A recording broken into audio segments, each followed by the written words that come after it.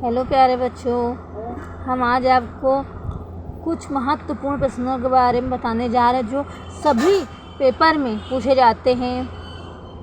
पहला है, अर्थशास्त्र का जनक किसे कहा जाता है? एडम स्मिथ को कहा जाता है। इनमें से कौन प्राथमिक क्षेत्र के अंतर्गत आता है? कृषि। अर्थव्यवस्था के प्राथमिक क्षेत्रों में शामिल किए जाते कृषि है, वन है, उत्खनन है, ये सभी इसी के अंतर्गत पाए जाते हैं। अर्थव्यवस्था में द्वितीय क्षेत्र के अंतर्गत शामिल किए जाते हैं बिजली भी शामिल है, गैस भी है, लोहा भी है, इस्पात, ये सभी इसी के अंतर्गत आते हैं। अर्थव्यवस्था में तृतीय क्षेत्र का संबंध है परिवार है, व्यापार है, डाक सेवा है, रेस्टोरेंट है, ऐसे बहुत से क्षेत्र तृतीय क्षेत्र के अंतर्गत आते हैं। सेवा क्षेत्र, अर्थव्यवस्था, ये सभी चीज़ें तृतीय क्षेत्र के अंतर्गत आते हैं। मिश्रित अर्थव्यवस्था का अर्थ है सार्वजनिक एवं निजी उद्योगों का सह अस्तित्व। किस देश में पूंजीवादी अर्थव्यवस्था पाई जाती है? प्यारे बच्चों, जापान में पूंजीवादी अर्थव्यवस्था पाई जाती है। भारत में पंचवर्षीय योजना की व्यवस्था सोवियत संघ से ली गई है। भारत में सबसे पहले किसने राष्ट्रीय आय का अनुमान लगाया? दादा भाई नौरोजी ने लगाया। मात्र 11 रुपयों का अनुमान लगाया था।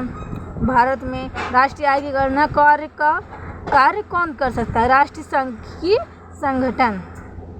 ठीक है प्यारे बच्चों, राष्ट्रीय आय की गणना का आधार वर्ष है जो यह 2011 और 2012 में हर 10 साल के बाद बच्चों राष्ट्रीय आय की गणना होती है। भारत में राष्ट्रीय आय की वैज्ञानिक गणना का श्रेय प्रोफेसर VKRV राव को दिया जाता है। दूध उत्पादन, ब्रेड आदि आवश्यक जितनी भी वस्तुएं होती है बच्चों, उसमें मात्र GST का 5% लिया जाता है। कम विकसित देशों में गरीबी मुख्यतः आय असमानता के अंतर्गत आती है। भारत में पहली पंचवर्षीय योजना वर्ष 1951 में लागू हुई है। पंचवर्षीय योजना के संबंध में निम्नलिखित में से कौन सा कथन सही है?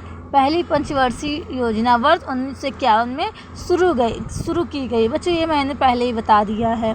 राष्ट्रीय खाद्य सुरक्षा मिशन, जिसे NFSM भी कहा जाता है, यह 11वीं पंचवर्षीय योजना के मध्य में आती है।